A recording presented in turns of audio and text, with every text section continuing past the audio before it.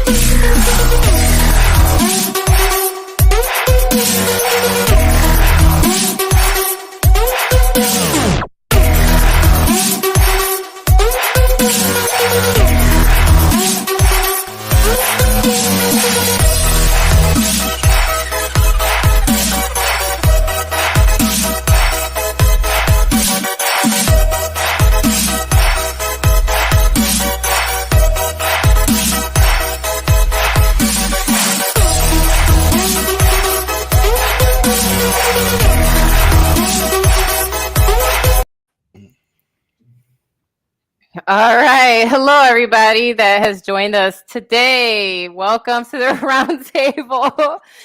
As we see already, the jokes have started. Andrew, thank you. Welcome.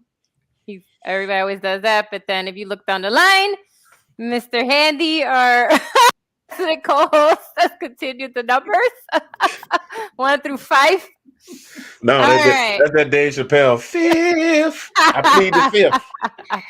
All right. So, as you can see, we have our lovely guest co-host, Miss Tina, who also did double duty last week and helping us with the ladies show as well. So it's nice to have her on the roundtable.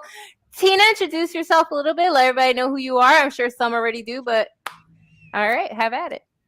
Hi, everyone. Thank you for having me on again. This is always a blast to talk football. A lot of my friends are not into it, so it's enjoyable. For those of you that haven't seen me before, and as you can see by my name that's on the thing, I am a Denver 87 fan. And yes, I'm a Denver Bronco fan. Started with McCaffrey, all of that gang. So here I am. All right. Welcome, Tina. And then, of course, Mr. Fingers, Anthony Handy. Hey, how's everybody doing? It is a great and wonderful week in the world of sports podcasting because I'm here with not one but two lovely ladies, and we are talking NFL football. That's what we about to do right now. And just for Mr. Nicholas, I want the smoke, Rosario, in his absence, because I know he's gonna come back and watch this. I am very happy to be here. Joy. Yes. It is my favorite part of the game. All right. So our other co-host who's always here, he's actually out being an election judge. So that's why he couldn't join us today. So he's doing one part of his civic duty. And he's out helping the polls. And as we know, in Illinois anyways, they closed about an hour ago. And so that's why he's gonna see. Who knows? Maybe we get a surprise visit later on. Don't know. But anyways, that's why he's not here right now. And so, but he'll be back. And as you can see, last week, there was a little joke about Anthony because he had a hard stop. And they were like, he's leaving the show. And as you can see, that's not the case. Anthony's here.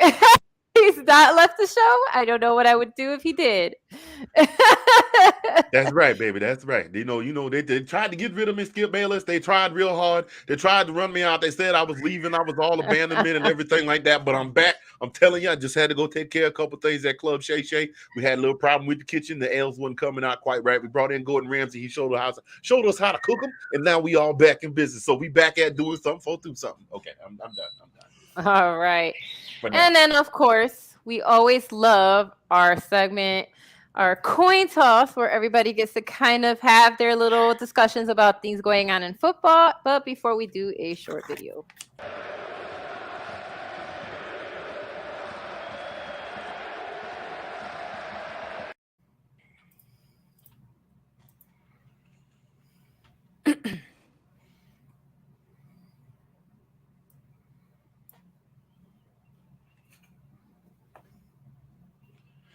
You are on mute.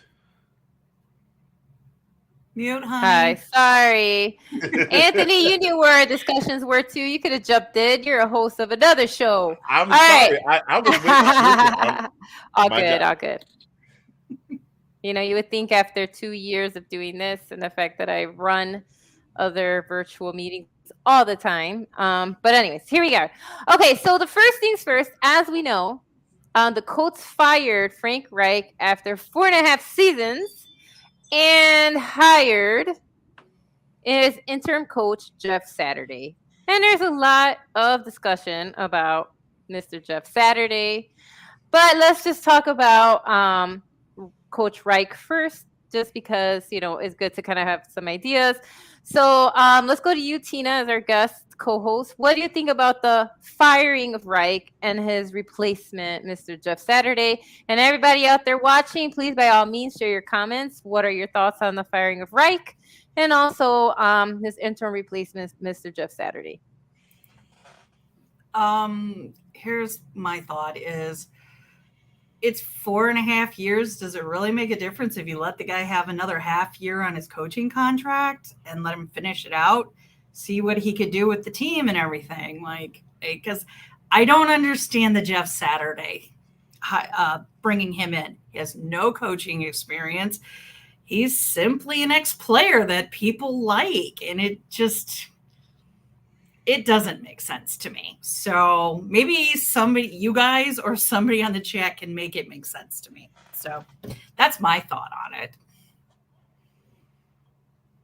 All right, Mr. Anthony Handy, what do you think?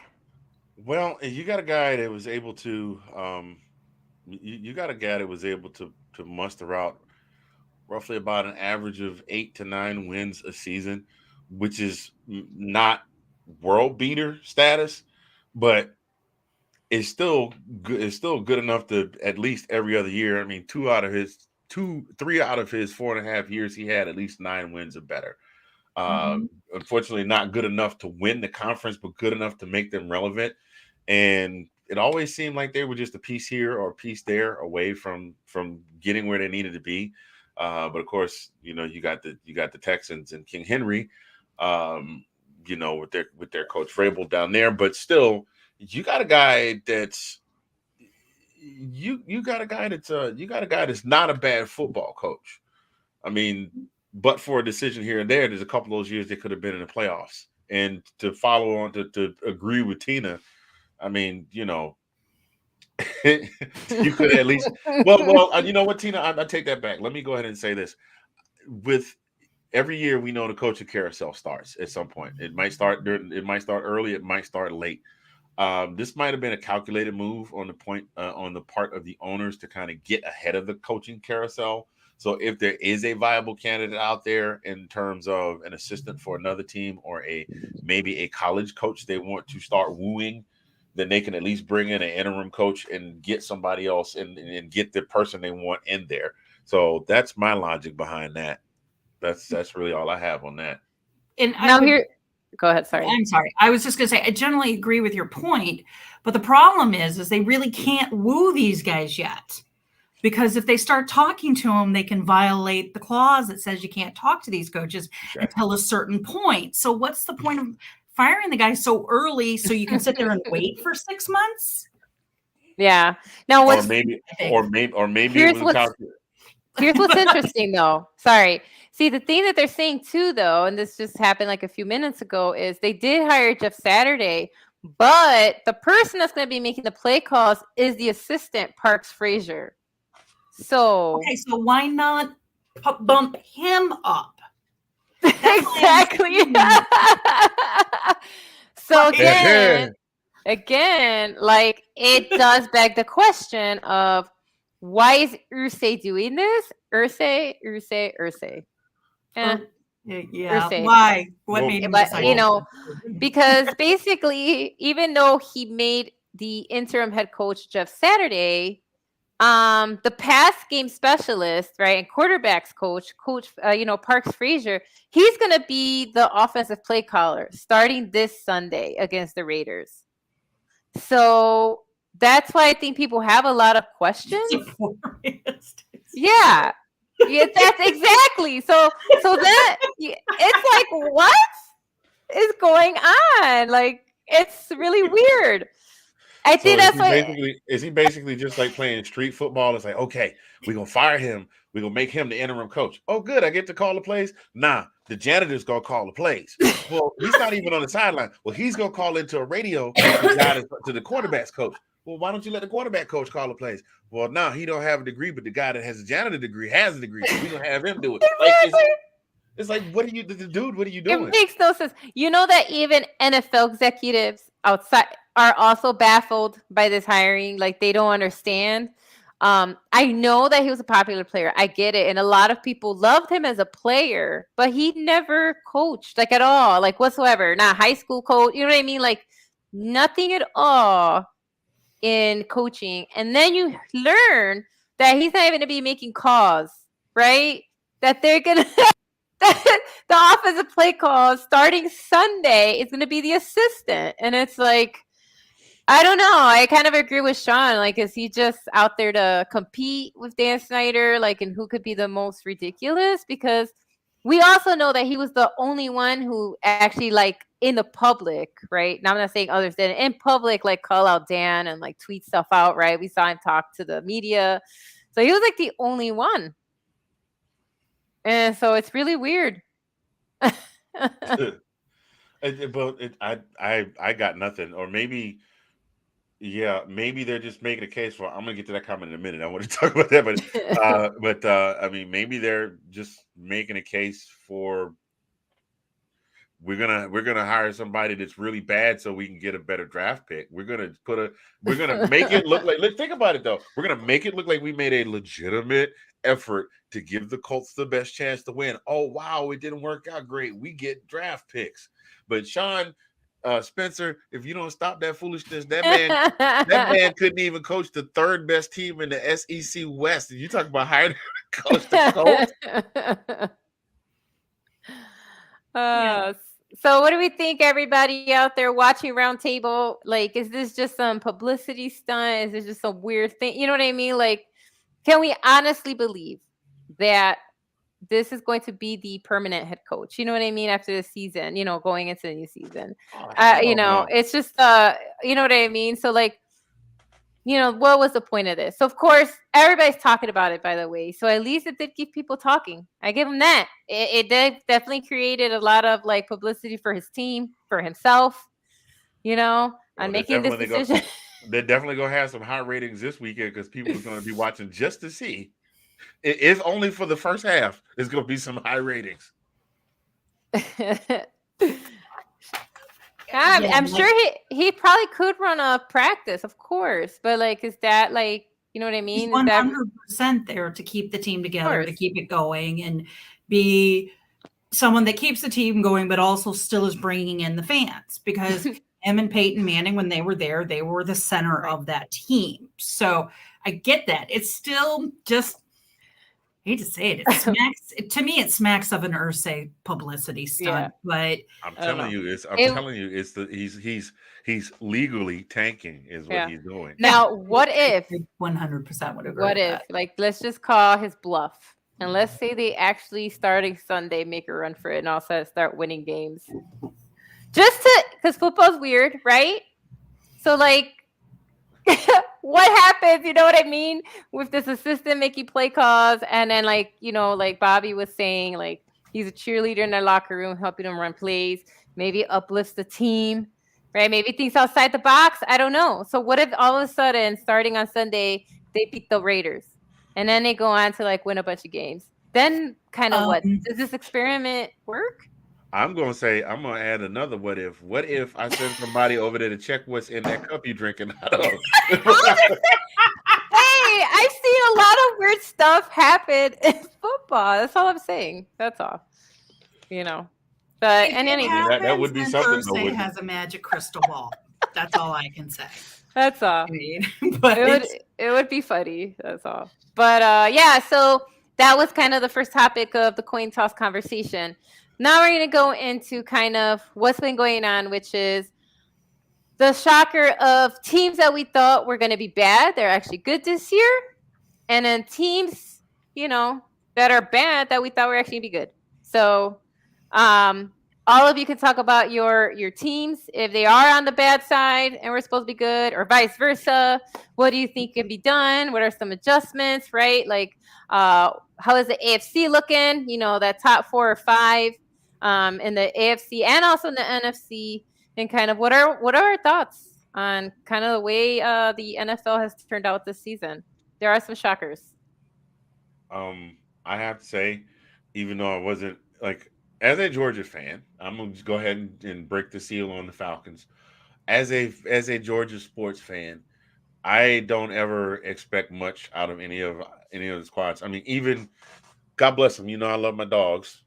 If you couldn't tell, I wasn't expecting them to come back and be as dominant this year as they were, and they are. But where the Falcons are concerned, I wasn't expecting anything out of them this season. I was not expecting between with Coach Smith and the injuries and Calvin Ridley playing getting caught playing FanDuel. Like this whole scenario just smacked of the Falcons maybe winning 3 games this season. Right. And even though they're not beating the world, and yes, I know that the records in the NFC South right now are absolutely atrocious. Just the fact that they are in the fight to even win the division, to me, is something. The fact that they're fighting every game, they're not just rolling over and playing dead in the third quarter because they're behind. It says something to me. I mean, even it took up to the last minute. I think it was a last minute field goal that won the game this past Sunday. But the Falcons were in that game the entire game, so that speaks volumes to me. That's one of my teams. I got another one. I'm gonna let everybody else go around, and if anybody jumps on the other one I got, I'll gladly add my 2 cents to that as well. Sure. Tina, I know you wanted to talk about the AFC a little bit. Surprise good for me is the AFC East, specifically the Dolphins. They've always had a pretty good team that's always kind of been there, and they've always been a favorite of mine because they take at least one game from the Patriots every year. And I, as people that know me, know that I love seeing Tom Brady throw a hissy fit on the football field. So that's why I kind of like them. But this year they've got a good team. Tua is doing well. I think they got a solid team and they're making a run for it.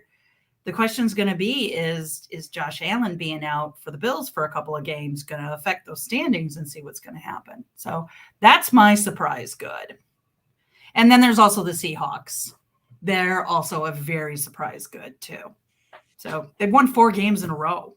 I mean, and that the flip side of that will be discussed later. Yeah. So Mr. Bobby Willis is our resident Miami Dolphins fan, which is why he's like always pretty good. They've always been just there. They've been able to get games away from AFC East people like the Patriots or like some of the other teams. They win games they're not normally supposed to be able to win. That's why I'm saying like they're in the pretty good for me is like right there. And if they got a good quarterback or they got a good coach or they got this, they could make the jump. So that's what I meant by pretty good. Here's what I got on the Dolphins. That was the other team I was going to talk about, is the fact that in the span of one season, they went from the 26th ranked offense in the NFL. They are now the number 6 offensive squad in the NFL in one season. And they're exciting to watch. People are actually tuning in to watch, other than Bobby, are actually tuning in and watching games. Sorry, Bobby, not trying to dog your team. There hadn't been a whole lot to holler about in Miami since Dan Marino, but they're still doing they're doing a doggone thing. So yeah.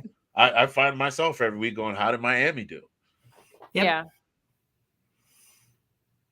Yeah. I think it's true. Like, I think honestly, I kind of agree with Ben. I think for me, the interesting team is the Seahawks. And also, Tina also talked briefly about the Seahawks. I think that everybody thought, and I was with the other analysts, like, oh, there go the Seahawks, right? Like, they're done. Oh, their starter's Geno. Now, I always like Geno. I've talked about on different shows. Like, I always rooted for this guy because he always just popped up as backup for so many different teams, and I was like, hey, he's got his shot. So I was actually excited for him to start and get his opportunity to actually be legitimately, not just come in because someone went down, got injured, you know what I mean, but legitimate chance at that QB1, and he's doing a hell of a job, guys. Like, he really is doing a bang up job, and so I kind of feel like, yeah, like Seahawks were, like, for me, a surprising top team. Like, Yeah. I don't think people really realize that they're gonna be, they're gonna be the one that's gonna challenge the Niners in that division, in my But opinion.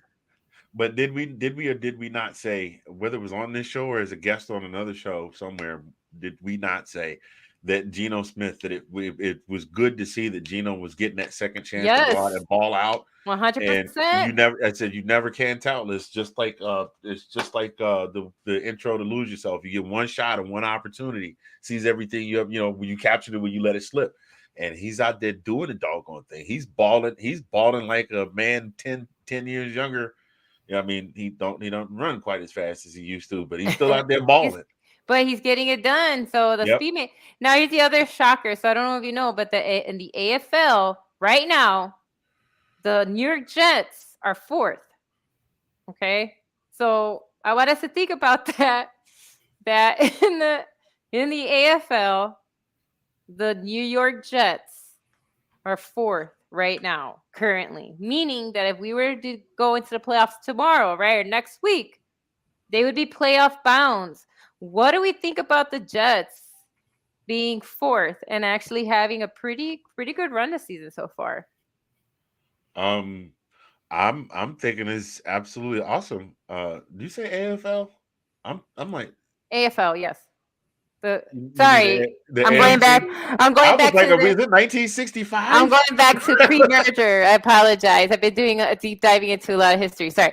Yeah, but the Jets are Sorry. killing it. I mean, look at all they've gone through in the last 10, 15 years with Sanchez and the butt fumble and fireman Jake or Joe or whatever his name is. Their number one diehard fan said, "I'm out. I'm gonna go do Subway commercials." And the scandals with Rex Ryan and his wife and the pictures of the videos of him and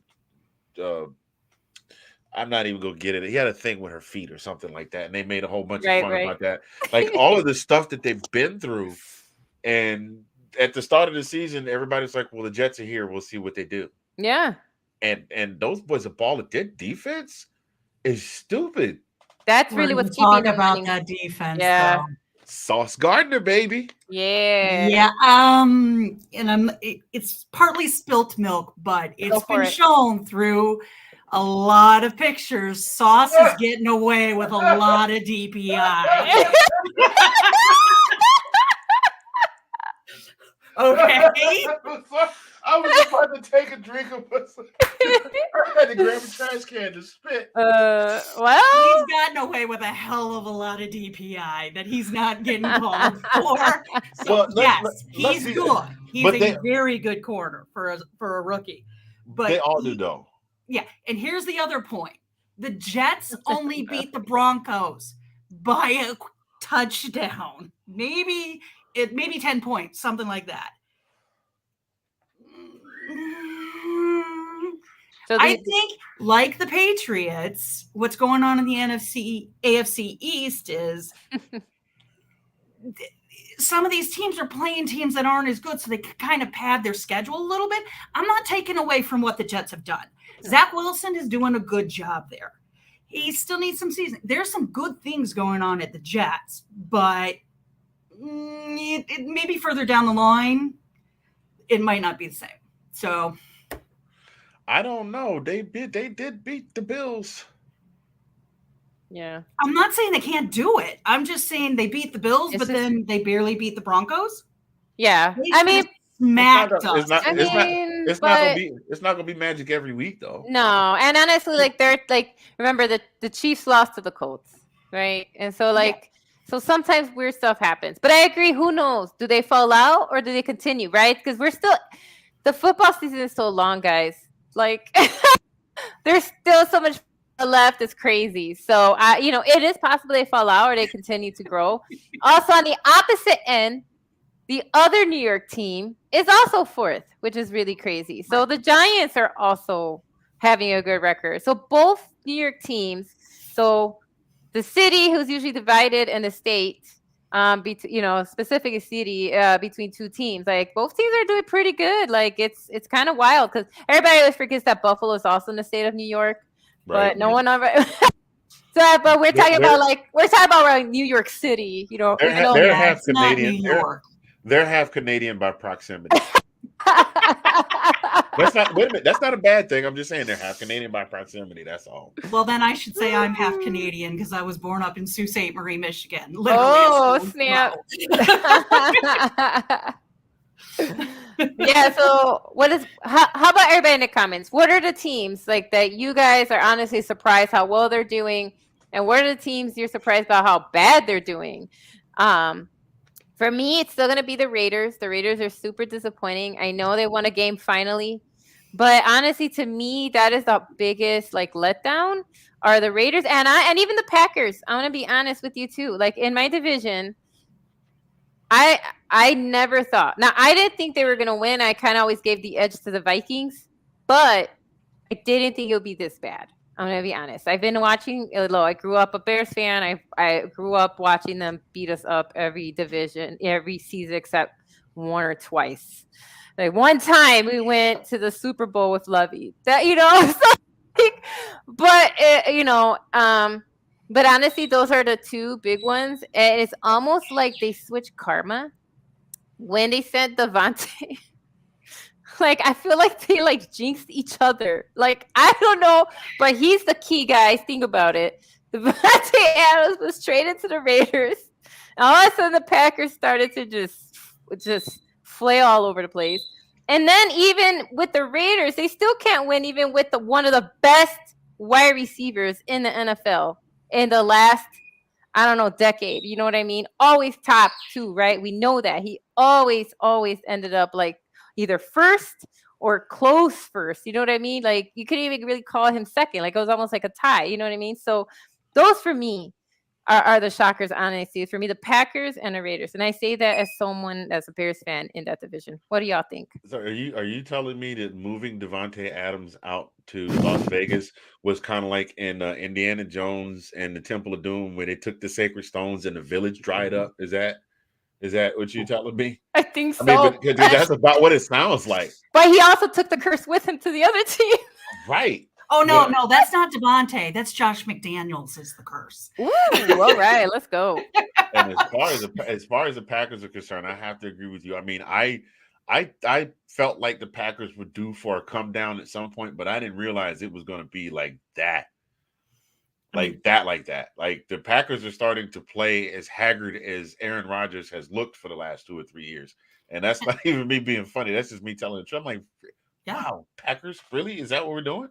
Yeah, because I mean, I don't like to give Aaron a lot of credit because he can be whiny and other things. And I'll be one thing I will say, I'm very glad we did not end up with him in a trade now.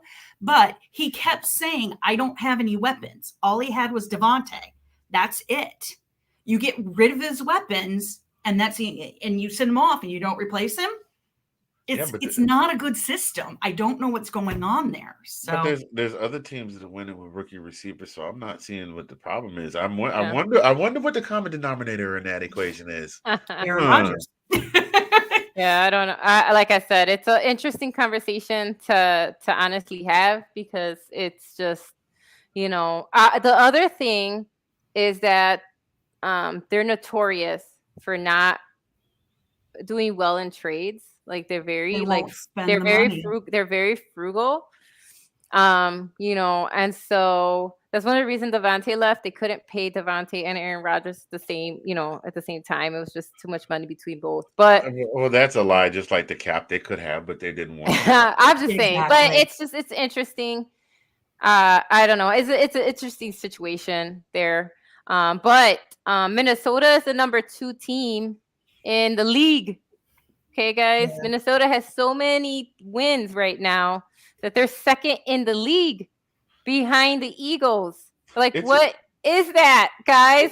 I knew they were going to be good, but I didn't think they would be like this. It's amazing what winning will do for your persona. I mean, I remember everybody. I remember, especially the OG Godfather, Sean, loving. I didn't know him back then, but I'm sure he was loving Mr. Clean Cut Minnesota St. Olive boy going, you like that on television? but they've been winning some games now. He's on. Did you see him dancing in the plane with his shirt off, looking like Marky Mark in the Good Vibrations video? Everybody has seen that. Everybody, honestly, like everybody has seen that video. One, I never knew this. If anybody's learned anything about Kirk, you must know that he is like a quiet Christian man. That's what he comes across as. He has various Christian foundations. So imagine this. You know what I mean? It's such a different side. Honestly, for me, unexpected. And honestly, I think that makes it, for me in my book, I think that's kind of cool because I always thought he was a bit of a stiff neck. You know what I mean? Like way too proper. You know what I mean? So I kind of like that he broke loose and like was dancing and had the gold chains and showing off his six pack because I was not expecting that either. Because like I said, he's always properly dressed, right? And so all the memes have come out of, you know, how he's usually wearing little button-up shirts, like, you know, about this is the guy that'll bring him here. This is the, you know what I mean? Wait a minute, though. You're not just gonna blow by the fact that you acknowledge that the man had a six pack, showing off his six pack. I wasn't expecting that, sir. I was like, okay. Okay, look, let me find out. Delilah was at home like, okay, I see you, Magic Mike. Okay. Yeah. Cross-meeting me on the plane. Oh my God, they're killing Kirk. So true, they're killing Kirk. They're killing Kirk in the 2 Chainz, and Bobby said he looked like Rick Raff. Looked like Rick Raff. Nah, he looked more like B-Rab from Malibu's Most Wanted. Don't be hating. Look like an 8-pack. Whoa, Sean, you were really checking. I didn't realize it was an 8-pack. Oh, it's because Kat was staring at the video, so he was able to observe a little bit more. I love it. Anyway, Kirk, you have fun. Y'all are, y'all winning. I get it. You're kicking a lot of butt. You guys came in and won after your bye week, so I understand. Keep having fun, man. Seriously, I like seeing you guys have a honestly good time. You know what I mean? It's just funny. It builds that camaraderie. Understand why his guys rally behind him because his players have always defended Kirk all the time. Like even when they had like not the best seasons, no one ever came out and said, "Oh, you got to replace, our quarterback" or anything like that. So, like, wait a minute, hold on. Let's get off of football for a second. Let me address this right here. Let me ask this question to all the ladies in the audience that are watching this video right now, whether you watching it live or whether you watching the replay. Why do y'all do that? Like, we can't. If a woman walked by and she's got on a dress that's so tight, this blah blah blah blah blah, right?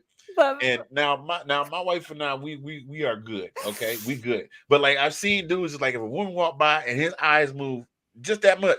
He's good, and all of that, but like a woman will be like, baby, look at that. You see that right there? Oh my God, baby, look at that. Ooh, oh, okay, I see you, Mr. Olympia. Okay, I see you, 6-pack. I see you, Magic Mike. I see you. You was in the Genuine video in the back. Ride it, my pony. Why do y'all do that?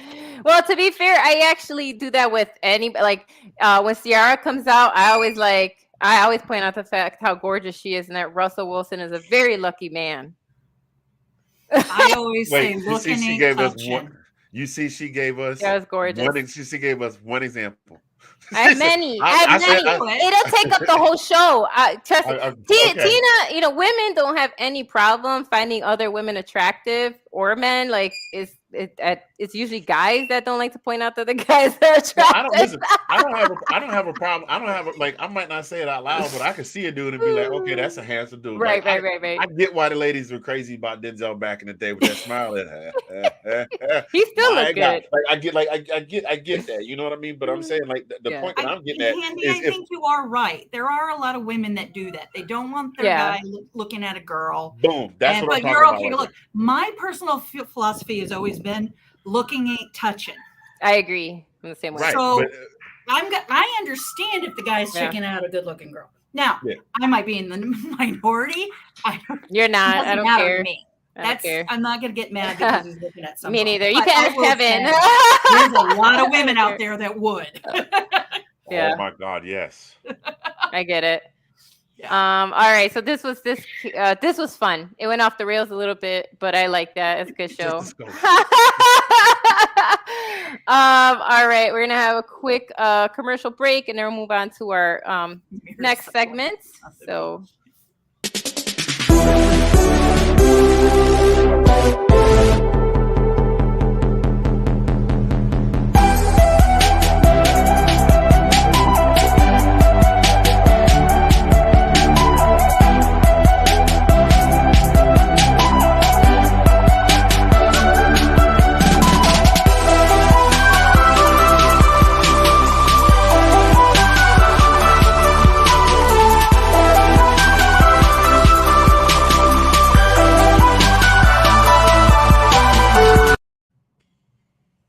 All right, it's a little promo of my show on Thursday with my other lovely co-hosts, Kate and Janae, and sometimes even Tina joins us now too. And then hopefully one day we'll have Ash back to at least co-host a little bit when she has some breaks coming up, because it'd be nice to have her back on and talk football. I miss you, Ash. I hope you join us. When you have some time to come back and join us.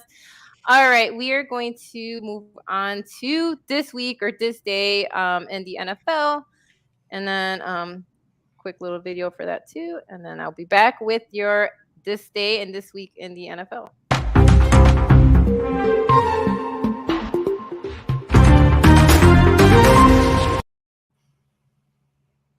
All right, so there wasn't anything specifically today.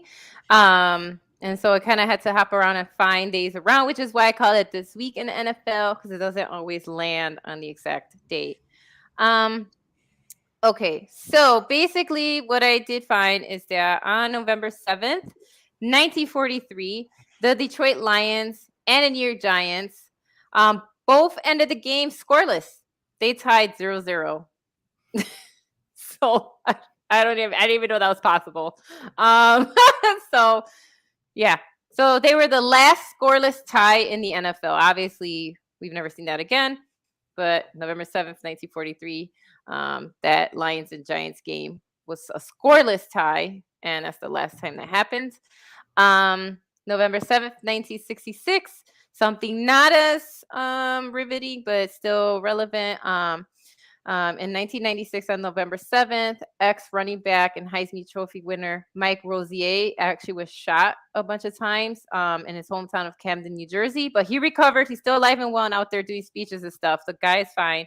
I'm sure you guys have seen him around. He still does like the circuit. He always pops up on different NFL sports shows and stuff. But crazy. Glad he recovered. But that did happen on November 7th. Actually, I did find a couple things today. Sorry. November 8th, 1966, President Lyndon B. Johnson signed an antitrust immunity to the merger of the AFL and NFL. So some people kind of look at this signing as to why the NFL kind of gets away with a lot of stuff. So in 1966, the President of the United States signed an antitrust immunity clause when the AFL and NFL merged and became our modern day NFL. On November 8th, 1970, Tom Dempsey of the New Orleans Saints kicked an NFL record of a 63-yard field goal. Then on November 10th, 1940, the Pittsburgh Steelers and Philadelphia Eagles played one of only 4 penalty-free games in NFL histories. Steelers win 7-3 at Ford Field. So again, no penalties. One of only 4 penalty-free games that happened in 1940 on November 10th. 1957, again, November 10th, 1957, the NFL record crowd was 102,366. It was the Niners versus the Rams. It's a big deal because, again, the NFL did not catch on right away, especially before kind of the modern NFL, what we think of. Everybody was always into college football, as our resident co-host is, hosts a college show. It was always college football. A lot of people really didn't come to NFL, so the fact that they had such a large crowd really was a big deal. It meant that the NFL was kind of finally gaining traction. And I'm not surprised that it was the Niners and the Rams. And then finally, November 10th, 1991, Bernie Kosar ends NFL record of 308 passes without an interception. So that's so in 1991 he kind of went 308 games without an NFL interception. So that is what happened this week in the NFL at different times in period, which is kind of fun. So again, that's kind of why I was stuck earlier. Sorry, talking about AFL because I was looking at facts for this week in the NFL. But yeah, so there you go, some little factoids for you. Alrighty, and then we're kind of gonna move on to game of the week. But before we do that, we'll take another video break, and then we'll come back with game of the week.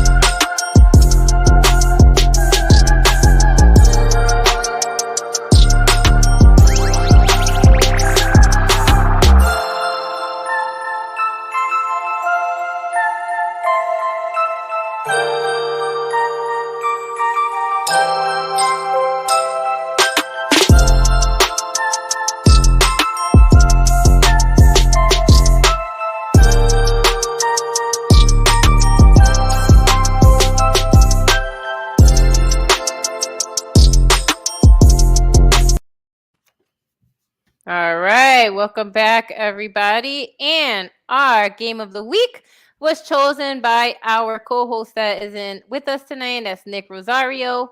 And he chose 49ers versus Chargers. And so let me kick it off with Anthony. What do you think about the upcoming game, 49ers versus Chargers? You're muted.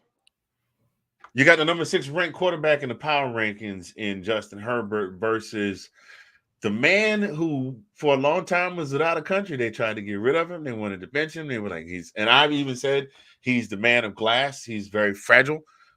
Jimmy Garoppolo, and all the kid does is DJ Khaled week in and week out. He keeps doing it. He's like, another one. It's like he can't do it again. Another one. And so I know that they can't both be on the field at the same time, but I think this is going to be, just in terms of offensive output, I think it's going to be one heck of a shootout.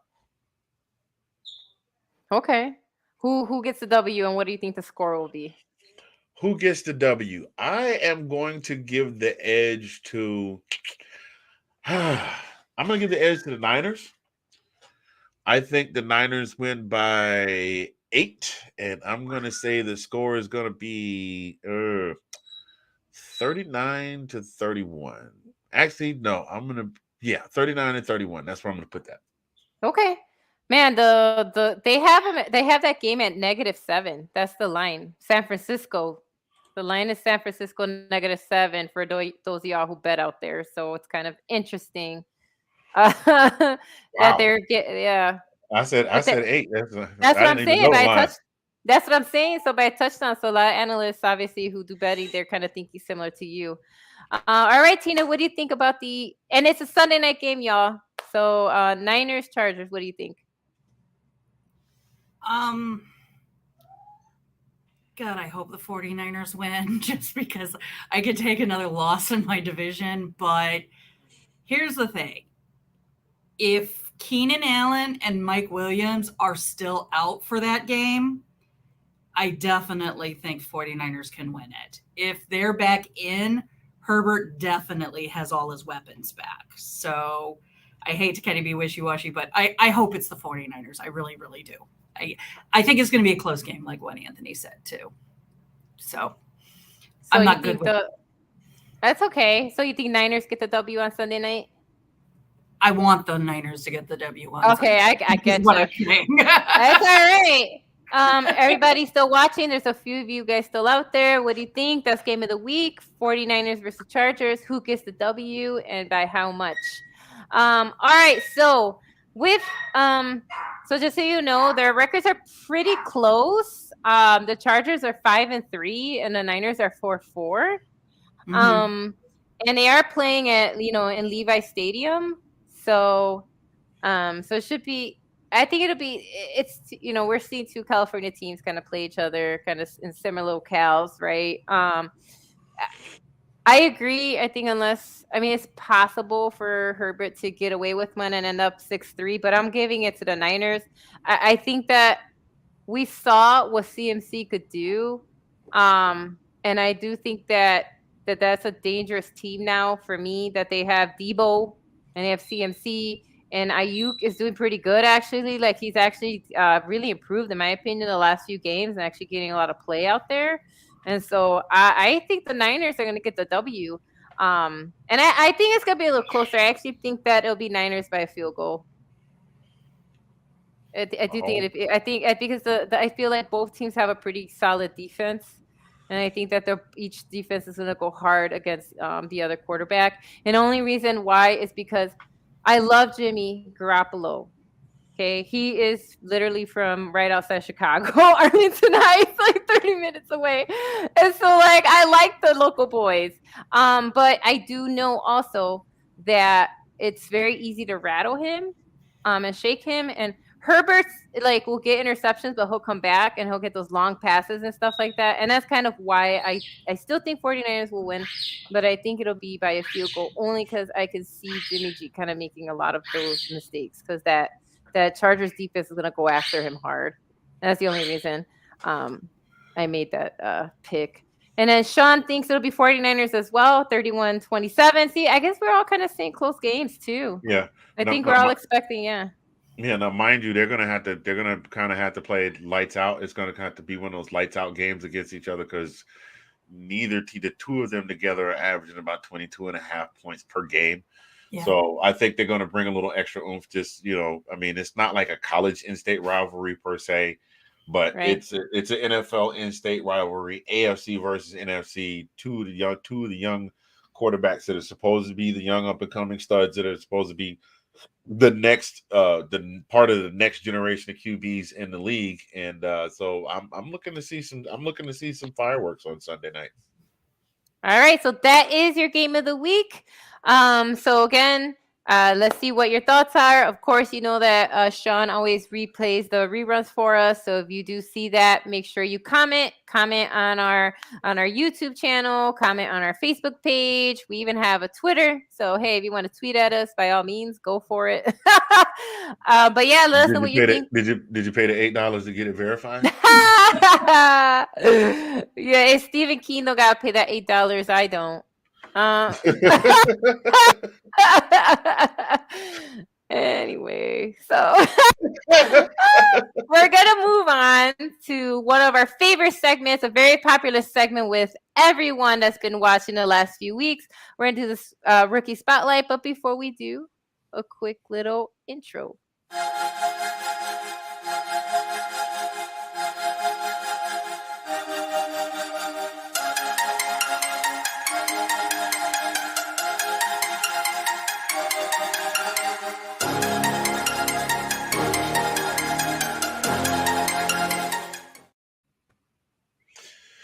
Hello, ladies and gentlemen, boys and girls. It is your guy, Mr. Fingers, coming to you all the way from the heart of Oklahoma City and Zagnib Central with this week's Rookie Spotlight. Ladies and gentlemen, this week's Rookie Spotlight is a gentleman who grew up not very far from here, well, in terms of as the crow flies, in Wichita, Kansas, where he attended Wichita Northwest High School. He was named first team All-Metro and first team All-State in his junior year, where he rushed for 2,082 yards and 36 touchdowns. The following year, his senior year, he wasn't done yet. He pulled a Usher. Watch this. And he ran for 2,127 yards and 29 touchdowns. Again, first team All-State and Wichita Metro Player of the Year. Ladies and gentlemen, Mr. Breece Hall. Well, you know where he went to high school. He wound up committing to and going to, oh my Lord, I can't even read now. Iowa State. I can't read. My glasses are horrible. I'm sorry, y'all. He wound up committing to and going to Iowa State University, where he was a two-time All-American. He was the Big 12 Offensive Player of the Year. Now, for those of you that don't understand the significance of that, one of the things that the Big 12 has been known for, if maybe not necessarily winning national championships, is, and that's not a knock. It's just those guys beat each other up just as bad as in the SEC. They cannibalize each other every year. There's always a whole bunch of 1-loss and 2-loss teams. Offense. Teams like Oklahoma State, Baylor, this year, TCU, Texas Tech, all known for offense, ground and pound. So for that, dude, that is a really big deal for him to be named the Big 12 Offensive Player of the Year.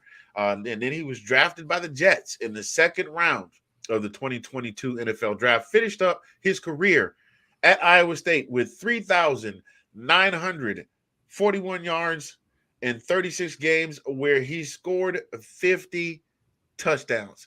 That means that for every season that he played, actually, he scored more than 15 touchdowns every season that he played at Iowa State. He played for 3 seasons and left after his junior season. Now, some of his vitals, he runs a 4.39 40. That is insane speed. Has 40-inch vertical, and he jumps almost 11 feet on a broad jump. So, for those of y'all that don't know what the broad jump is, that used to be an Olympic event where they stood in one place and just jumped as far as they could. Not the long jump, not the triple jump, but the broad jump.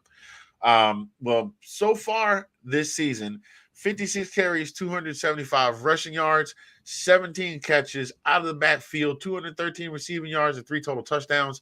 Now, unfortunately, his season was cut short with the ACL meniscus tear in week 7, so he won't be back this season.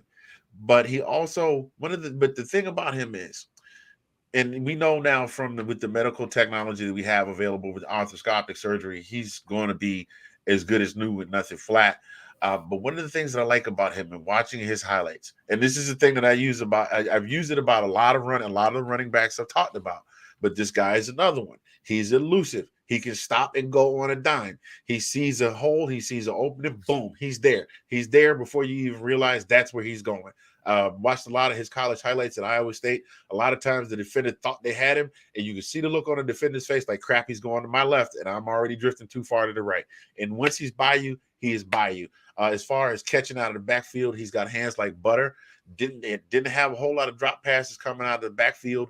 As a matter of fact, during his time at Iowa State, he finished up with 734 receiving yards and 6 receiving touchdowns. Now, that's not a heck of a lot in 3 years, but that's an awful heck of a lot for a running back coming out of the Big 12, because they don't do a lot of passes out of the backfield. So this is a guy who, when he comes back, is 100% ready to go, will be an absolute beast. And we talked about earlier about the Jets being one of those surprise teams that we weren't expecting to do anything.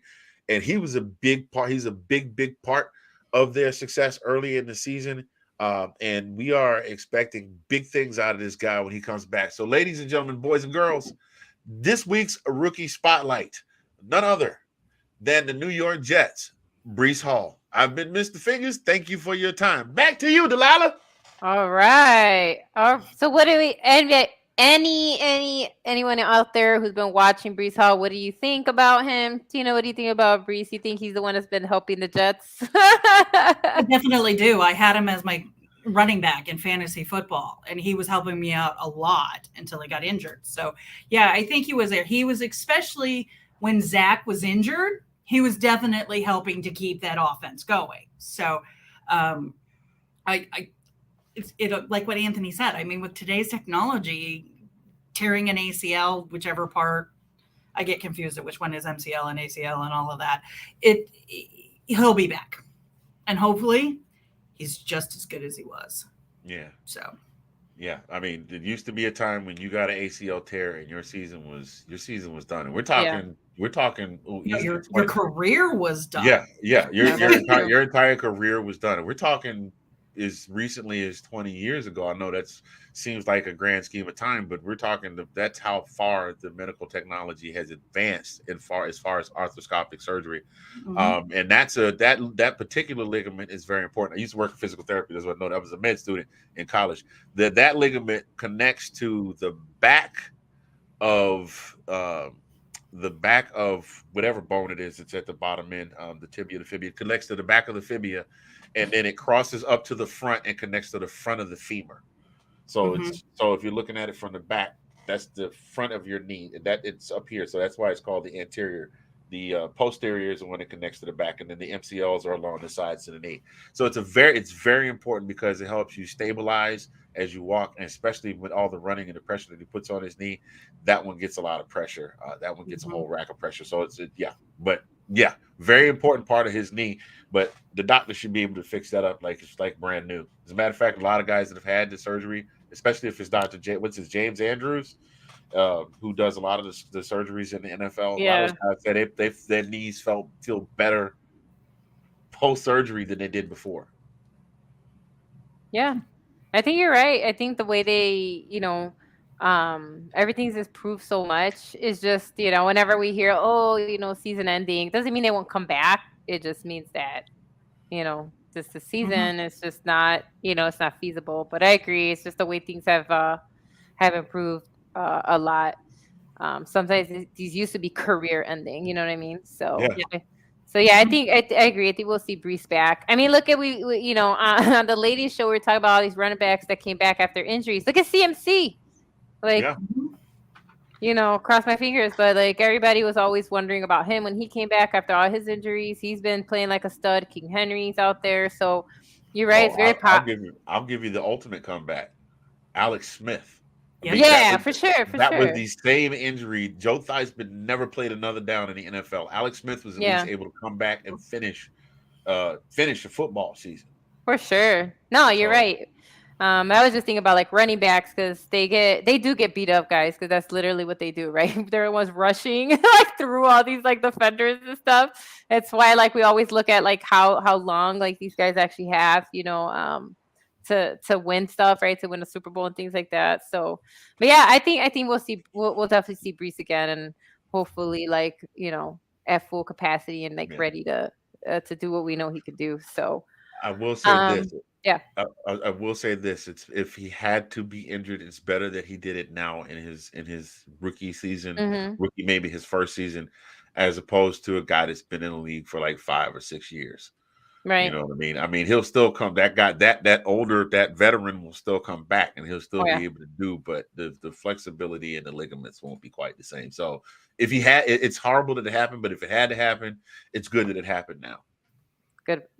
That's a good point. And so guys, so normally we do Nick's picks as well, but he's gonna pre-record them. And then we will post it up on our YouTube channel, and it'll also be in our LTF group Facebook page. So look out for that. But Nick's picks will be on, just not live. So pay attention. That video will come out in the next couple days.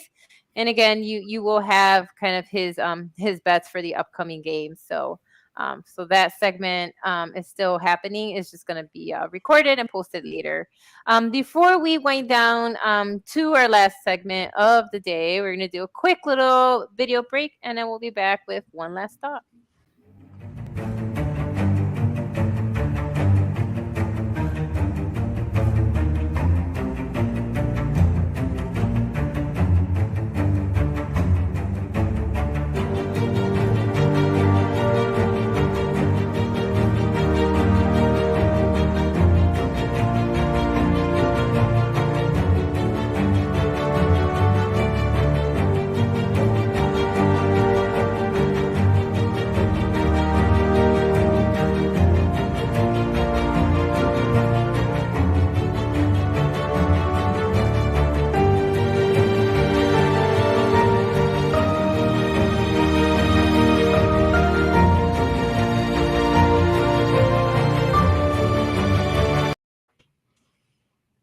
All right, welcome back, everybody, and we are coming to the end of our show.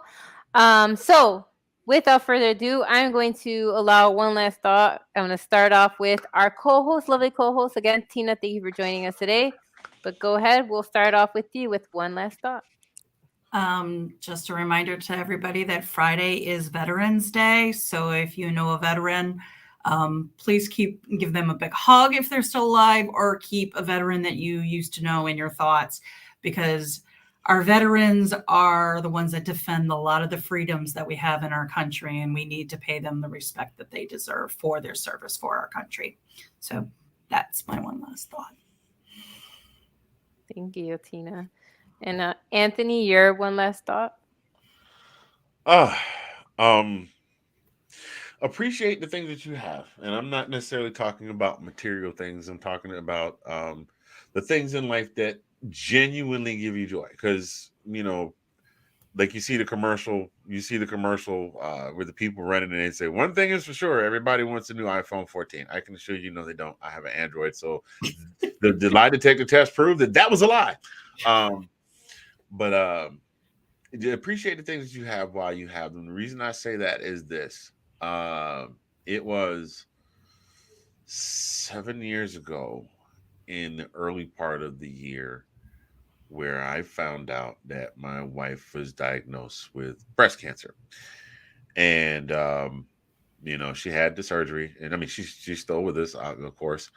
Um, but the thing that ran across my mind, the first thing that ran across my mind was like, I can't lose my wife. We just met not very long ago. We've only been married, like we hadn't even been married 4 years at that point, and so we went through a lot. We cried together. She went through treatments. Sometimes she get frustrated. She cried, cuss, and do all the ugly crying that ladies do when they get, we ugly. Listen, we ugly cry too, ladies. We just do it. We leave. That's what we do. We leave the house like the hell with you, and then we go in the car and we drive and we sing and we cry and we snot and then we clean up. And we come home, but we did all of that, and we're still here, and we were able to celebrate our 11th wedding anniversary this past Friday.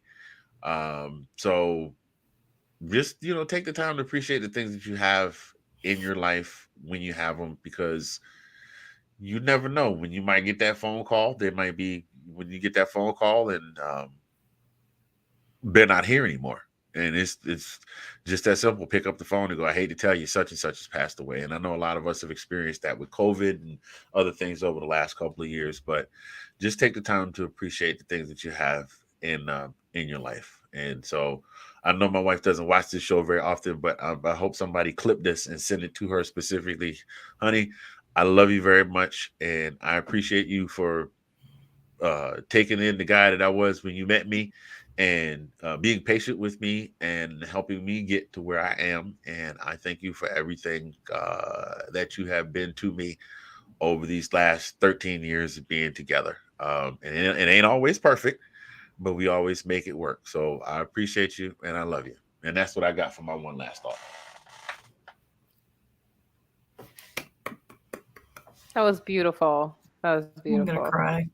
I know. That was so beautiful. I thought I heard somebody sniffling. Yeah, that was beautiful. Oh. All right. Well, like my one last thought again, I just want to remind everyone that it is in Native American History Month. We also have, a lot going on with that. So just kind of make sure kind of you educate yourself on Native American causes, history, culture. They're still alive. There's so many free resources out there. So yes, just wanted to kind of throw out that caveat, but also wanted to say that uh, try to ignore that little that doubt that sometimes comes in, right? That starts saying, "Oh, you can't do this," or "You can't do that," and you're not gonna make it. You're not, And so, like, that inner voice that puts doubts is a liar, right? Okay, that voice is a liar. You can make it. Um, the reason I bring that up is that there's just so much happening. I don't care if you are a celebrity or not. There are times when for me, I do believe that addiction is a disease, and it takes people all the time. And I'm a advocate of mental health awareness. And oftentimes, sometimes people find themselves in a dark place, and you hear this little doubter come in and like kind of push you down. Um, Again, that doubter is a lie. He's a deceiver, and you need to kind of remember that there are people here for you. Whoever it is, even if it's one person, just take that time to remember that there are people who care about you. There are people here for you, and that don't believe that lying niggling voice that tells you you can't make it, you can't do this. and try it. You keep up the good fight, okay, y'all? It doesn't matter how many times you do it. If you have relapses, but you come back and fight another day, by all means, don't get down on yourself. Come back and fight another day. Pick yourself up and get back on that wagon. Don't let people make you feel less than because you're struggling. Everybody has struggles, regardless of how small or little. And so if you keep fighting that struggle, you can make it. You can do this. So I just want to make sure everybody out there knows that. Take care of yourself. And remember that there are people out there who care about you. And if you don't have a family, it doesn't matter. Family isn't always blood, guys. Keep saying that. Family isn't always blood. It's who you take into your circle, whether it's one person or two people. That doesn't matter. Remember, it's quality, not quantity. Quality is what matters. So people who are there for you to support you doesn't mean that they're not going to tell you your hard truths, because you also don't want people to lie to you. But that person that's telling you, hey, let's get back into this. Let's look at what else we can do. Those are the people you want to surround yourself with. Okay. So again, don't believe that niggling doubt. Okay. It's a liar, it's a deceiver. So that's my one last thought. Very well said. Very well said. All right, everybody, we made it to the end of our show. It was just 6 minutes over. Again, Anthony, thank you for always being my co-host and joining me. Nick will be back next Tuesday. Tina, thank you again for coming in, and it was fun having you on the Roundtable and on the Ladies Show. So I'm glad that you took time out of your own busy day to hang out with us and talk football. And that is the end of the show. And so take care, everybody. Bye. And thanks for having me. You're welcome. Thank you.